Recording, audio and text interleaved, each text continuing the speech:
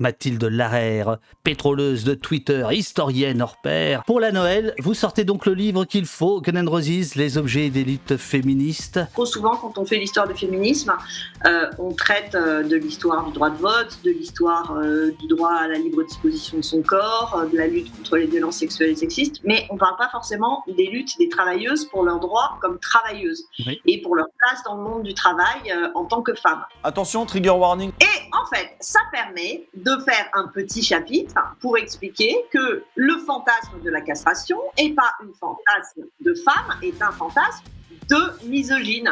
Le bandeau à mettre, faire connaître les objets des femmes pour lutter contre la femme objet.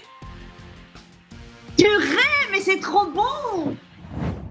Amis des flingues, amis des roses, Guns N' Roses, les objets des luttes féministes, amis de la police, amis du café, amis de poste, amis de blast. Bonjour, bonjour. Aujourd'hui, nous réparons une faute impardonnable de poste. Nous n'avions jamais reçu Larère Mathilde. C'est aujourd'hui. Mathilde Larère, pétroleuse de Twitter, historienne hors pair, qui sera dans quelques instants avec nous pour son nouvel ouvrage qui vient de sortir, Guns N' Roses.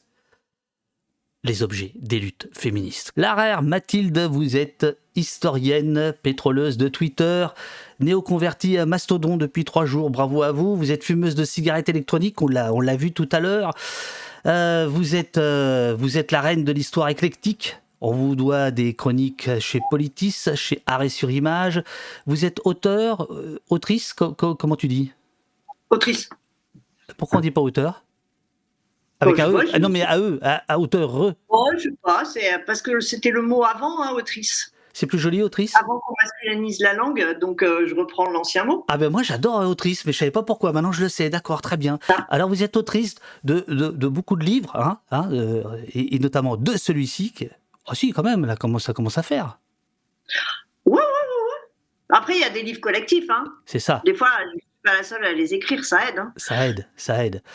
Pour la Noël, vous sortez donc le livre qu'il faut, Guns N' Roses, les objets des luttes féministes. Le livre est richement illustré par l'illustre Fred Sochard. Chez les libraires, Guns N' Roses, ça disait rien du tout. Axl Rose, ça disait rien du tout.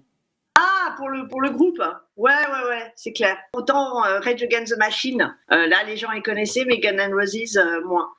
Si j'ai bien lu ton livre, il y a une petite référence, parce qu'il y a un clin d'œil au pain et aux roses.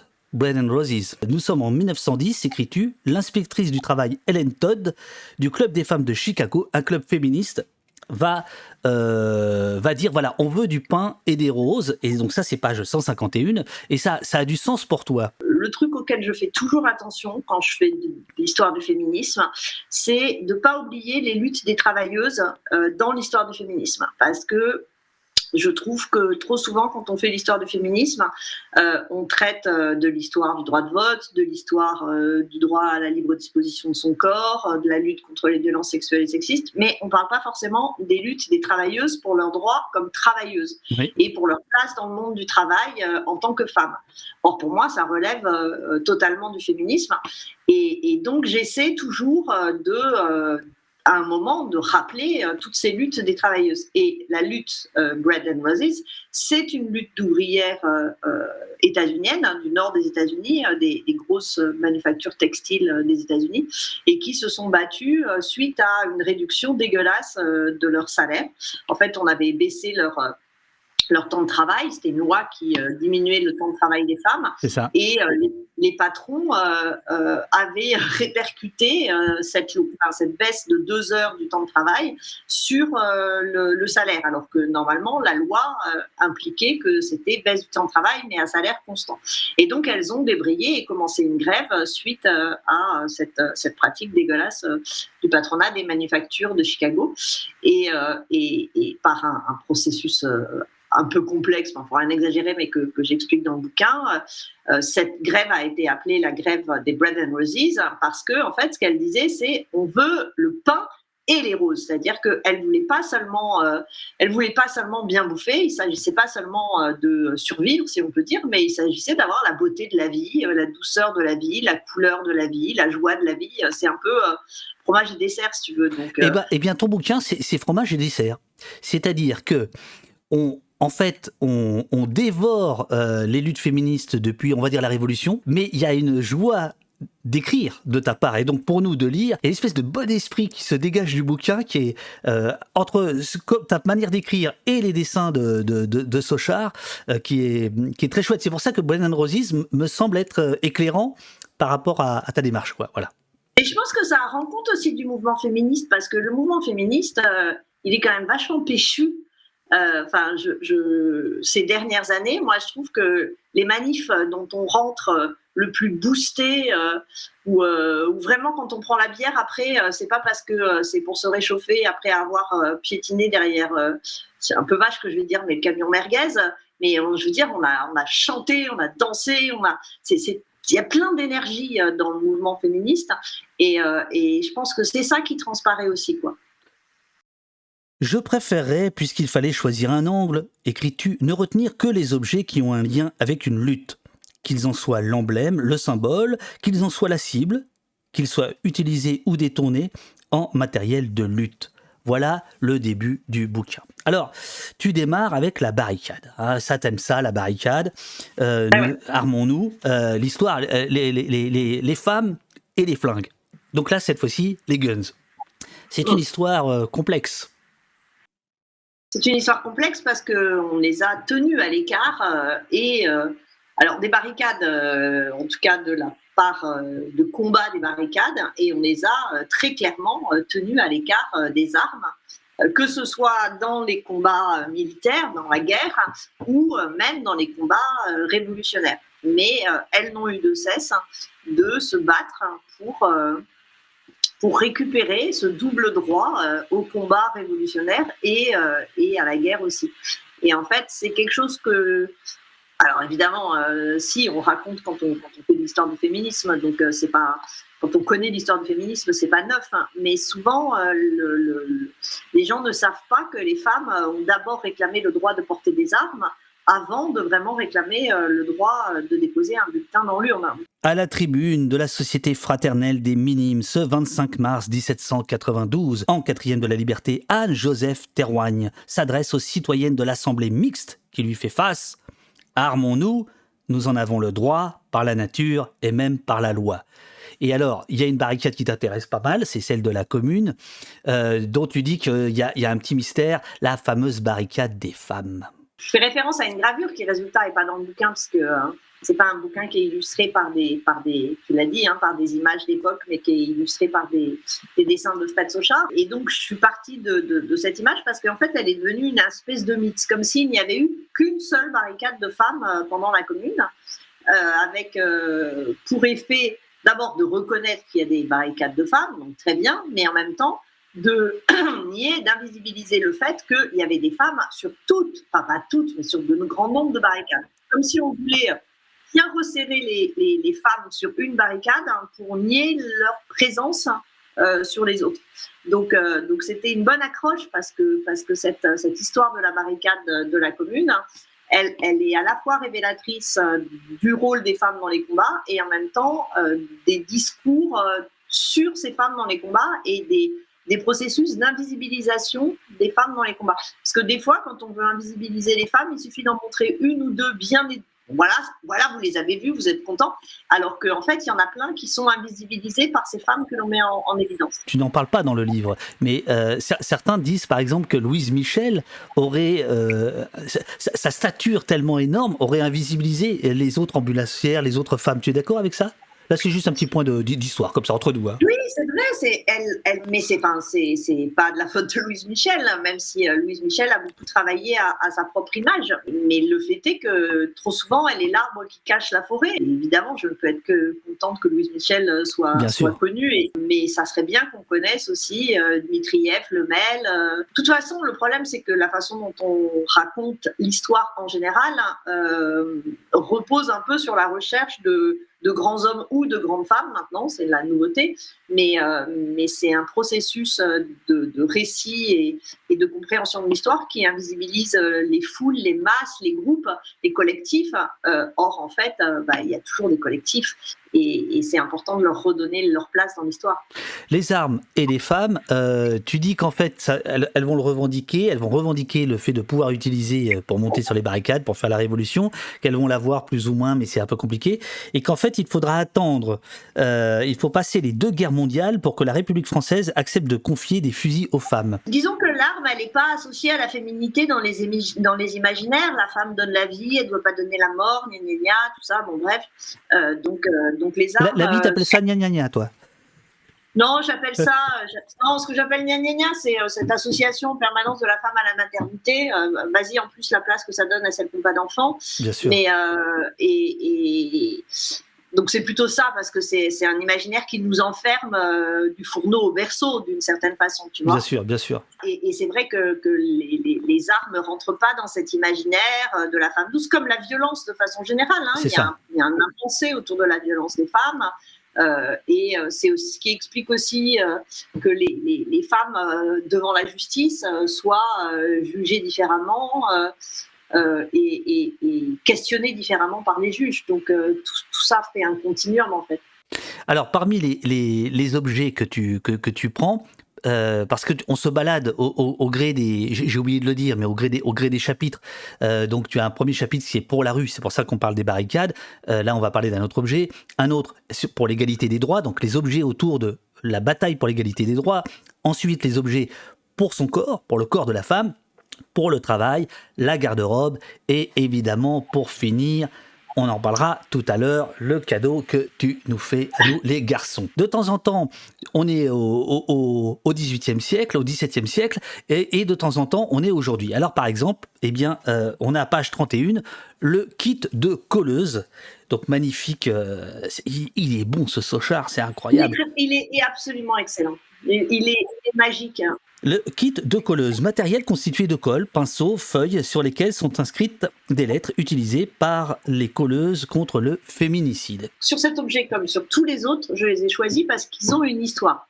Je n'ai pris un objet que si je pouvais en faire une filiation un peu longue. Hein. C'est pour ça que, par exemple, tu vois, il y a des gens qui m'ont dit « Mais pourquoi j'ai pas fait le smartphone ?» Alors que maintenant, il y a un activisme sur Internet qui est important, et donc le smartphone est maintenant un objet des luttes féministes. Mais moi, je voulais trouver des précédents au plus tôt dans les années 1970 et au plus tard dans la Révolution française. Alors le smartphone, là, j'étais un peu coincée, tu vois.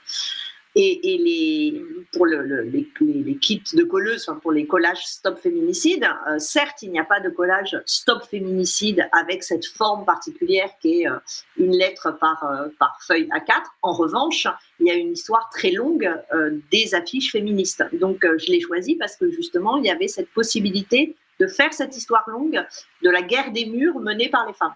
La photographe Valk, Inaction Directe, a ainsi retrouvé des collages anarcho-féministes de 2013 au squat du Transfo à Bagnolet. Sur le mur réapproprié, on pouvait lire « Plus d'espace pour nos agresseurs, plus d'agresseurs dans nos espaces. Ne compte pas sur notre silence, mais uniquement sur notre rage. » Placard accompagné de textes en lettres d'imprimerie dénonçant les féminicides.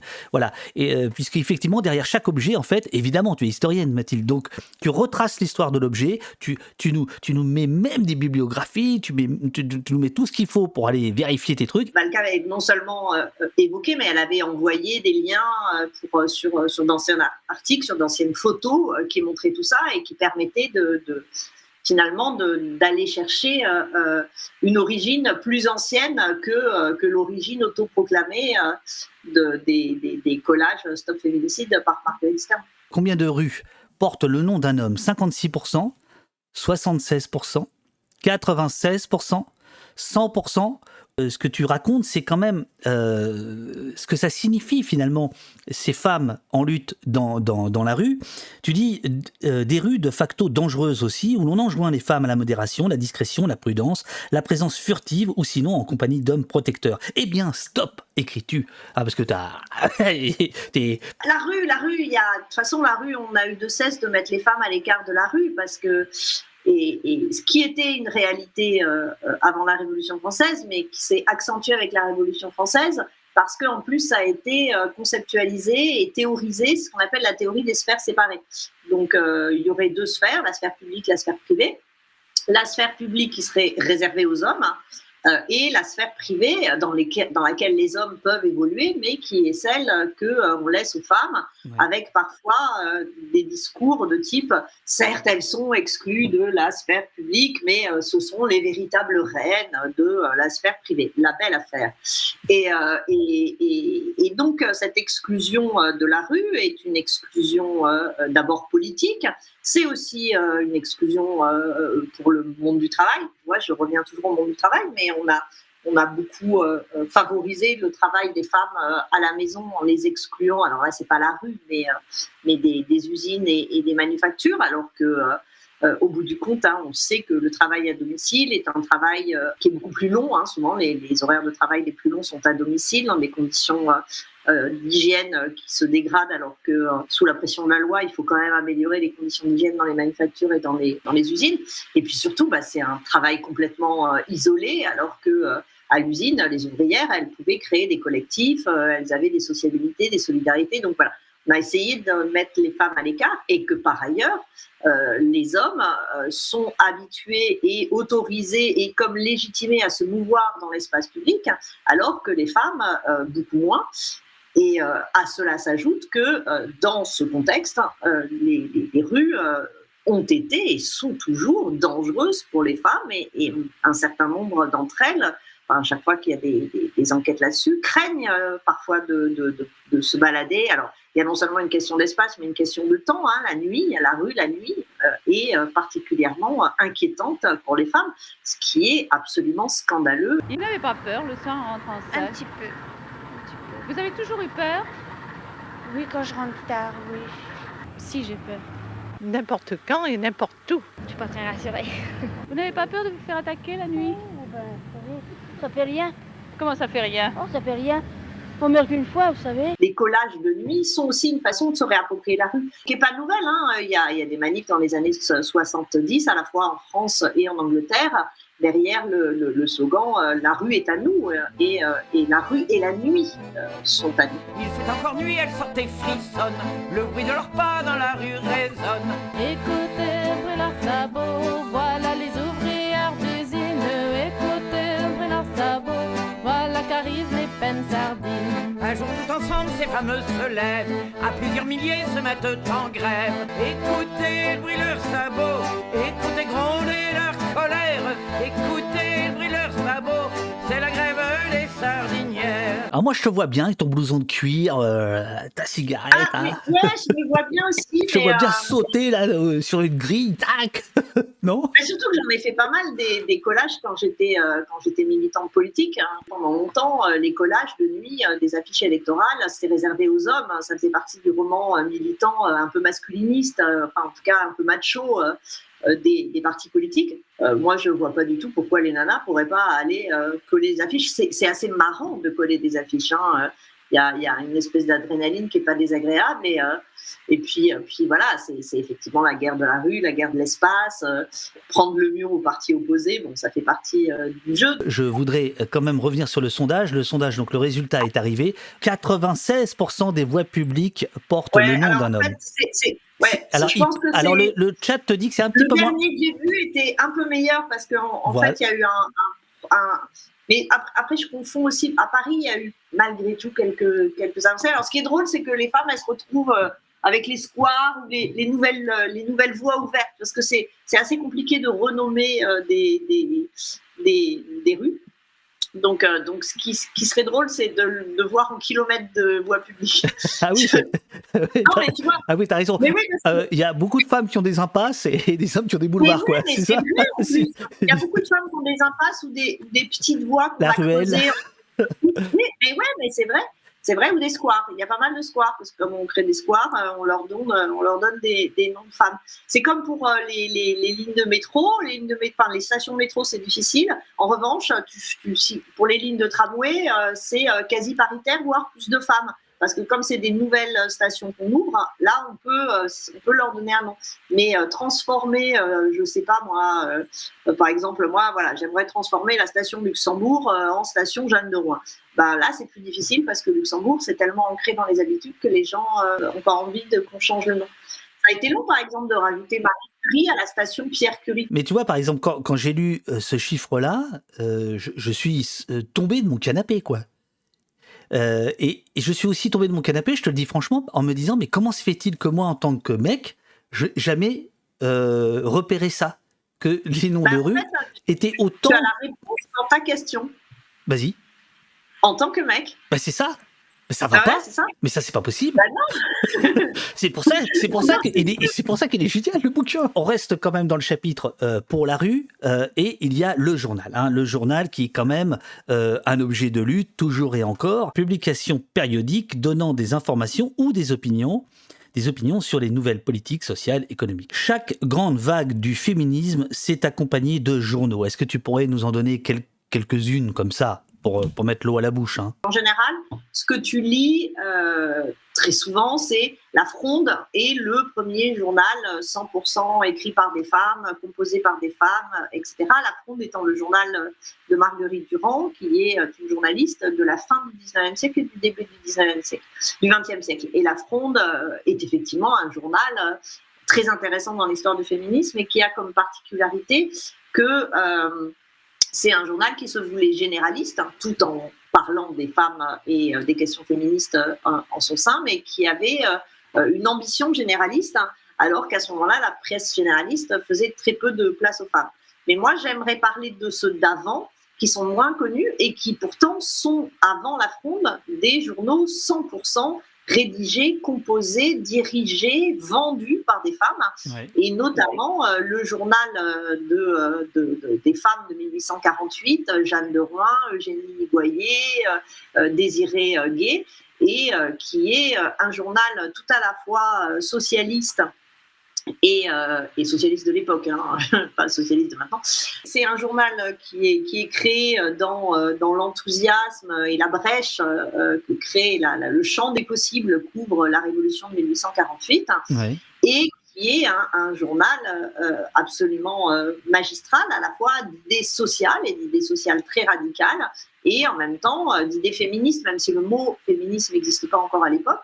Mais de facto, il s'agit de défendre tous les droits des femmes et c'est extrêmement riche en la matière. Alors après, il y a tous les journaux qui sont tous plus extraordinaires les uns que les autres du mouvement autour du MLF et de tout ce mouvement féministe des années 1970 qui ressemble d'ailleurs plus à des fanzines, que ce soit les pétroleuses, le torchon brûle.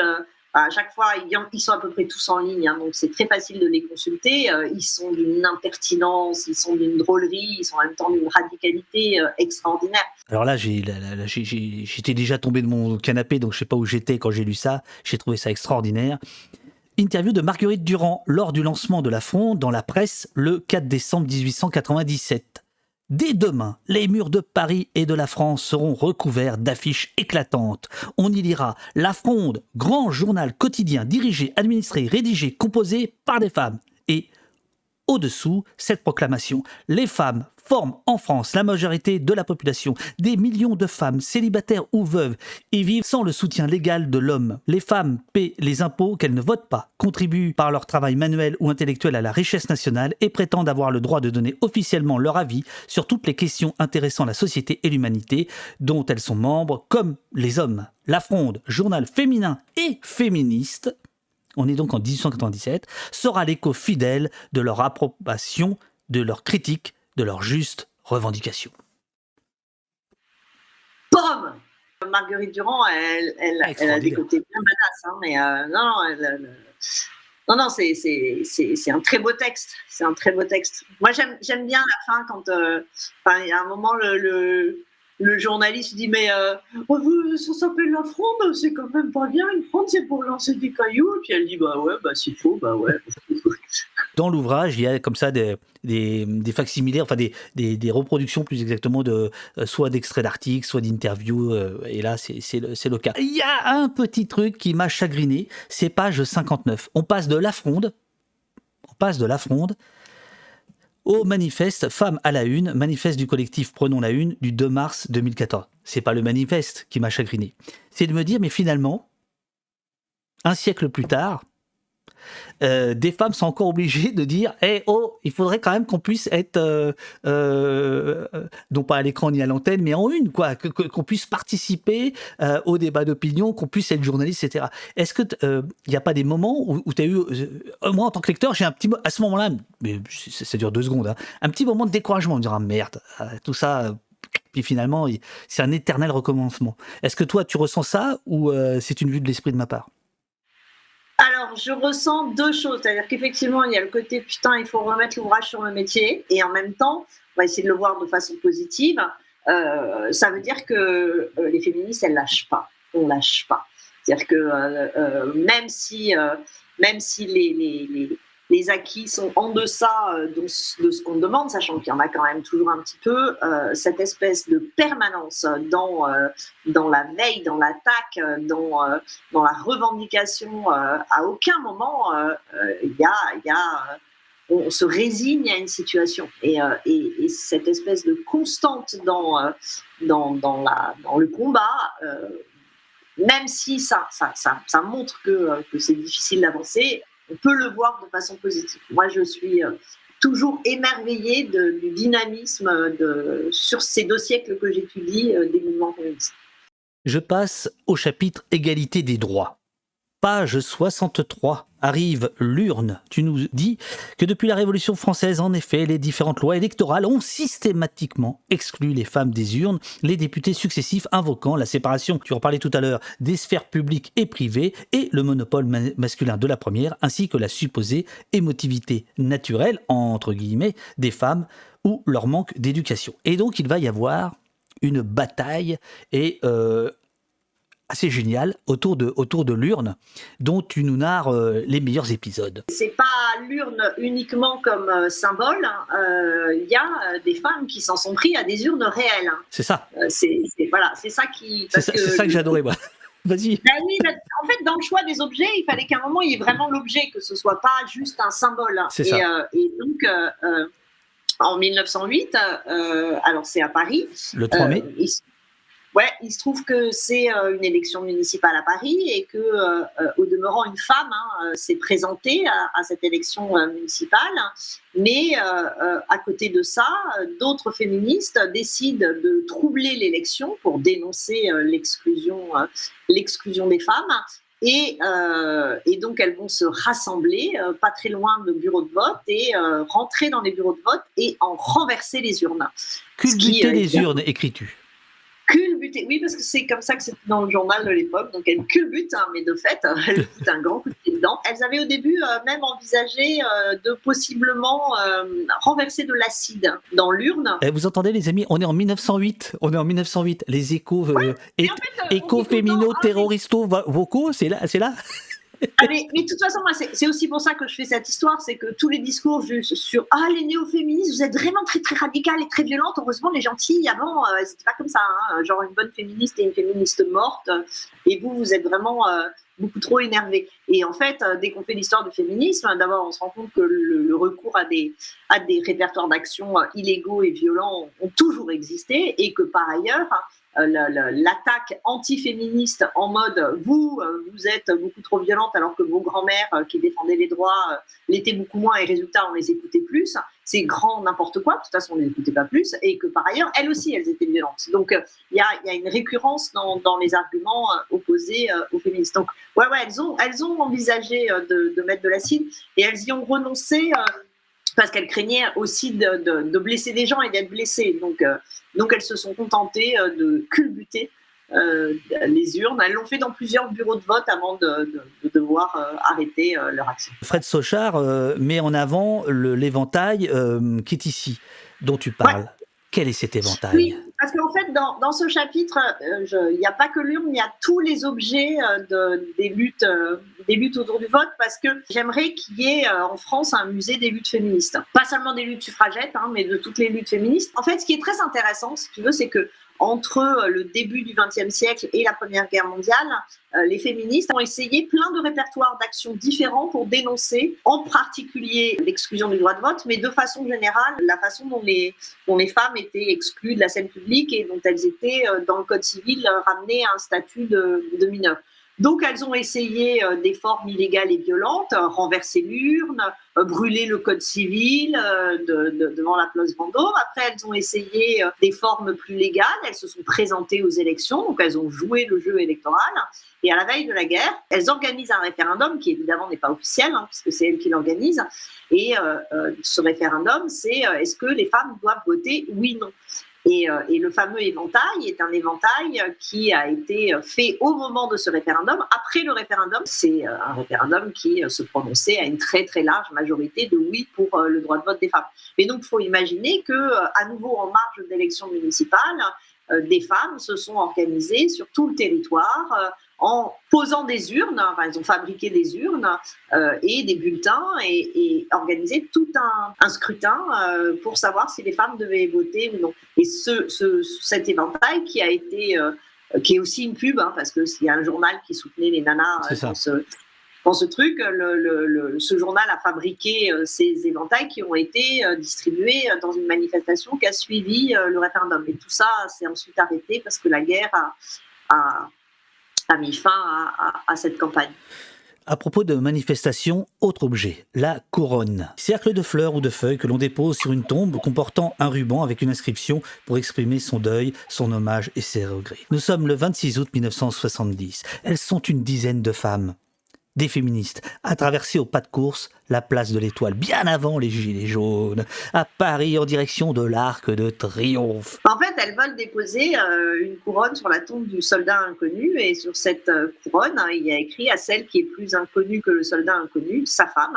Elles sont un petit groupe de féministes avec non seulement donc 2 qui portent la fameuse couronne et d'autres qui portent des banderoles avec d'autres slogans.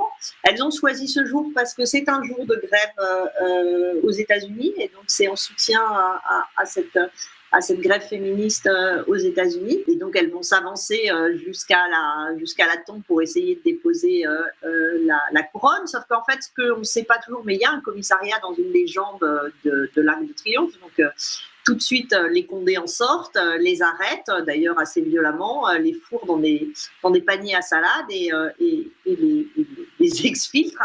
Mais ce qui aurait pu finalement tomber dans l'oubli, ça n'a pas été le cas parce qu'il y avait pas mal de journalistes sur place. On était donc fin août, tu l'as dit, le 26, il n'y avait pas beaucoup d'actualités à se mettre sous la dent, donc des journalistes sont venus voir ce qui se passait et ont rapporté cet événement et lui ont même donné un sens qui n'était pas le sens de l'événement, en disant que c'était la naissance du MLF en France. C'est ça que j'apprends. Mais attends, oui. Page 80, donc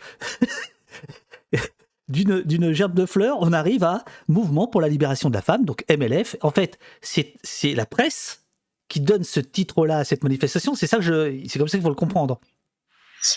Oui, c'est ça, c'est-à-dire que parce que le mouvement existait aux États-Unis et la presse, en racontant je ne sais plus quel journal, là, je me souviens plus dans lequel c'est écrit comme ça, mais invente cette L'aurore et combat affirme même que le mouvement comprendrait 3000 adhérentes, rien que ça. Alors qu'elles sont une dizaine sur place et en fait dans les réunions.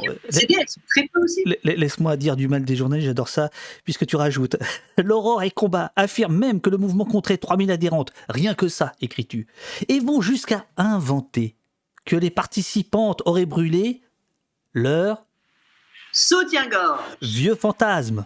Voilà qui ravit la poignée de féministes qui ne se présentaient aucunement comme aucun mouvement constitué.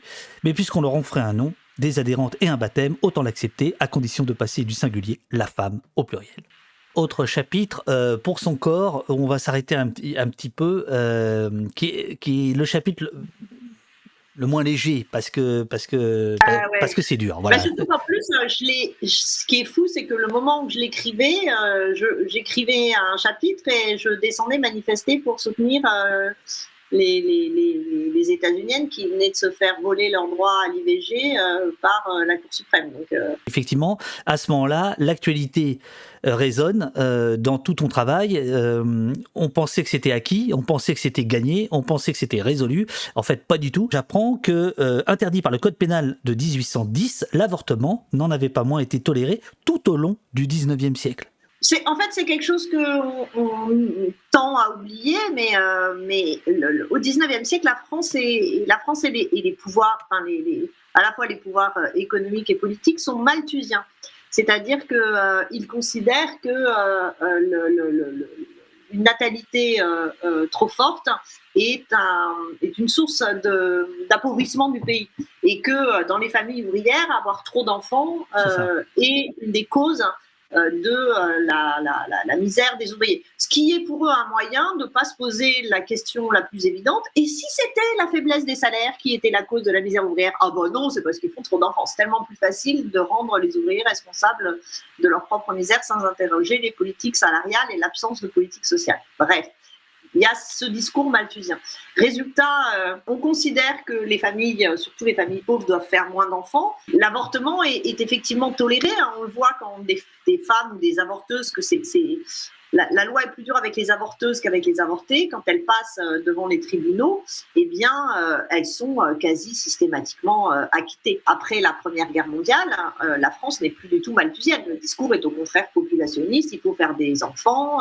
On se met à critiquer systématiquement les classes populaires parce qu'elles n'en font plus assez. Enfin, avec ce paradoxe que les riches disent aux pauvres, vous ne faites pas assez d'enfants parce qu'il faut des ouvriers, quoi. Enfin, il faut de la main-d'œuvre. Mais faut des ouvriers, il faut des soldats. Voilà, c'est ça, il faut des soldats. Voilà. Mais ne s'applique... Et eux, ils font pas de normes. Hein. C'est ça, ils ne se l'appliquent pas à eux, quoi. Tu vois. Non. Voilà. Non, mais de toute façon, on connaît hein, les non, mais c'est toujours bien de le rappeler. C'est toujours bien. Ceci n'est pas un cintre. Support courbe ou triangulaire permettant de suspendre les vêtements par les épaules, autrefois utilisé par les femmes pour pratiquer des avortements clandestins. Tu rentres dans certains détails d'avortements clandestins par rapport aux étudiants et aux étudiantes à qui tu fais face. Est-ce que cette question-là de l'histoire de l'avortement, elle existe dans les jeunes générations ou pas du tout ? Ou c'est quelque chose qui est considéré comme acquis et qui ne se discute même pas? Les premières formes de parole publique et d'éducation populaire que j'ai fait autour du droit à l'avortement, c'était dans le cadre d'une journée organisée pour le droit à l'avortement par l'UNEF à l'université de Villetaneuse, et on était en 2002. Et à ce moment-là, donc avec des étudiantes et quelques étudiants, donc on essaie d'organiser cette journée. On était autour du 8 mars, donc il et elle voulaient faire quelque chose. Et donc moi j'ai proposé de leur faire une histoire du droit à l'avortement des pratiques du droit à l'avortement. Et là, je me souviens quand on a tracté à Villetaneuse pour inciter les gens à venir, les étudiants et les étudiantes, ils étaient très majoritairement en mode c'est bon, on a le droit, quel intérêt. Et dans l'amphi où on avait fait cette belle journée, s'il y avait 15 personnes, c'était un miracle, quoi. Donc il y a eu un moment où il y avait ce discours de satisfaction du statu quo et d'incompréhension de la nécessité d'en faire l'histoire. Et ça a changé ces derniers temps. Ça a changé, bon, d'abord parce qu'il y a une remobilisation féministe et que ça c'est très net. Hein. Moi j'ai vraiment vu la différence des étudiantes et des étudiants. J'espère que tu vas bien prendre le truc. Moi je trouve que ton livre est un livre à mettre dans les mains des garçons. Parce que je trouve que c'est une manière très maligne d'aborder tout un tas de questions des femmes. Ça ouvre, mais considère plus que un certain nombre peut-être de théories ou d'ouvrages universitaires dont tu parlais tout à l'heure, par exemple. Moi, c'est comme ça que je l'ai vu. Comme on dit souvent, éduquez vos fils. Il faut éduquer les garçons. C'est comme ça aussi qu'on fera avancer les choses. Enfin, bon, bref, maintenant, c'est beaucoup plus... c'est très clair que les étudiants et les étudiantes sont beaucoup plus sensibilisés. Et évidemment, ce qui s'est passé aux États-Unis l'année dernière, enfin, cette année, mais parce que moi je pense en année scolaire comme une conne, mais enfin, comme une prof, on va dire. Mais donc ce qui s'est passé au printemps dernier. Là, c'était intensément vécu par les étudiants et les étudiantes dans les couloirs. Et ils m'interpellaient, on en parlait. Enfin, ça les a vraiment marqués. Oui, non, c'est même si faut un peu. Enfin, moi, j'ai toujours tendance à leur dire attention. Le danger en France, c'est plutôt le danger qui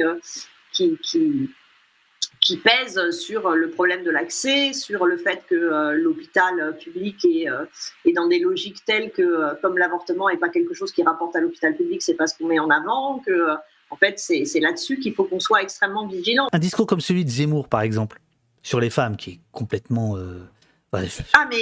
c'est inqualifiable, enfin, tellement c'est rétrograde, etc. Comment t'expliques que ça puisse quand même passer auprès d'une partie de la population, et notamment de la gente féminine? C'est des discours alors pour ce qui est du féminisme, de haine recuite, mais c'est vieux ce qu'ils disent sur le féminisme. Et purée, enfin, on a l'impression, déjà dans les années 70, ceux qui tenaient ce type de discours, ils étaient poussiéreux. C'est tiré des années 20, ce truc. Sur les femmes, c'est une vraie catastrophe. Enfin, pour le reste aussi, hein, de toute façon, c'est une catastrophe. Dans une société inégale en termes de genre, il peut y avoir, par manque de conscientisation, par manque de formation, par manque de compréhension des enjeux, des femmes qui trouvent finalement quelques avantages à cette position de domination. Parce qu'elle est entourée, enfin c'est Balzac qui disait ça, hein, les femmes, pour leur faire supporter toutes les exclusions que il a, je me souviens plus la citation exacte, hein, mais en gros pour leur faire passer, si on peut dire la pilule, parce que dire la pilule pour des femmes ça fait rigoler, mais de l'enfermement au berceau et au fourneau, on en fait des reines du foyer, on les surprotège comme des petites choses fragiles mais valorisées. Bon, il peut y avoir des situations dans lesquelles ces formes de domination sont intériorisées par quelques femmes.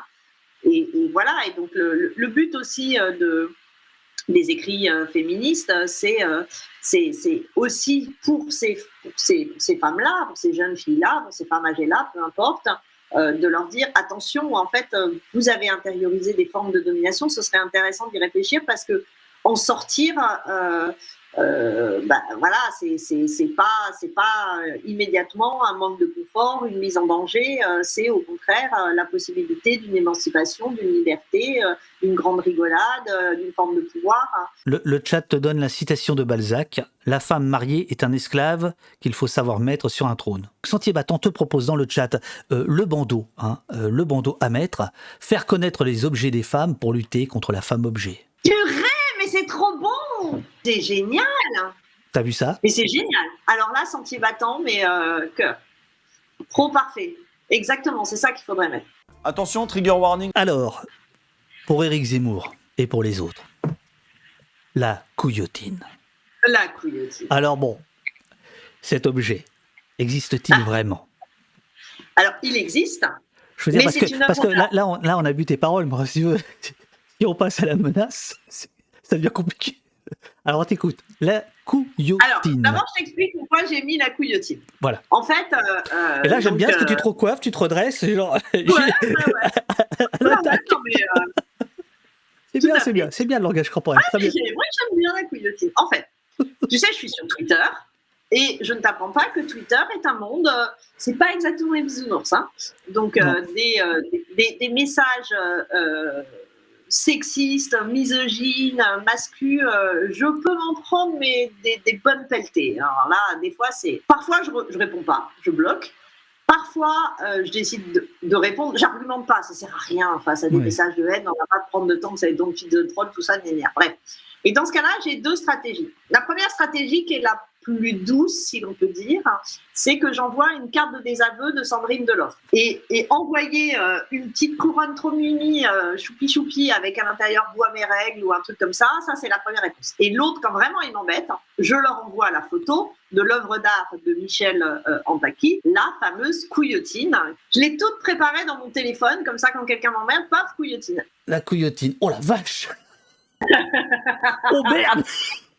Voilà. Oh merde. Mais ça n'a jamais servi, hein. C'est une, bref. Non, Donc, mais ça a l'air rouillé quand même là. C'est quand même pas Ben, sympa. c'est une œuvre d'art qui est ancienne, hein. Donc. Et Non, puis, je veux de toute dire, façon, faut pas me couper les avec un truc comme ça. C'est pas possible. Donc, bref, c'est pour ça que je voulais mettre Oh non. la couillotine. Oh, j'arrête au poste. Ouais, c'était super. Merci, super bouquin. Salut. Et en fait, ça permet de faire un petit chapitre pour expliquer que le fantasme de la castration C'est n'est pas ça. un fantasme de femme, est un fantasme de misogyne. C'est un des nombreux arguments antiféministes archi-classiques que de penser que les féministes veulent couper les couilles des hommes. Je préfère celle-là quand même. Elle me fait moins peur. Hier, on a fait une rencontre dans une librairie avec Fred. Il disait que justement, il l'avait même un peu exagéré parce que il met le hachoir, il met le je sais pas comment ça s'appelle, c'est pas exact, c'est une autre forme de sécateur, Il y a un il met le sécateur, ciseau. ouais. Donc il a multiplié finalement les objets, on va dire castrateurs. Bon, après, c'est sûr qu'à regarder, ça fait gloops, quoi. C'est la nuit, tu te dis, tiens, je l'invite demain. Tu finis là-dessus, tu te dis, bon. Allez, je t'embrasse. Merci beaucoup, Mathilde. Salut. Ciao, ciao. Et merci à tous et à toutes. Hein.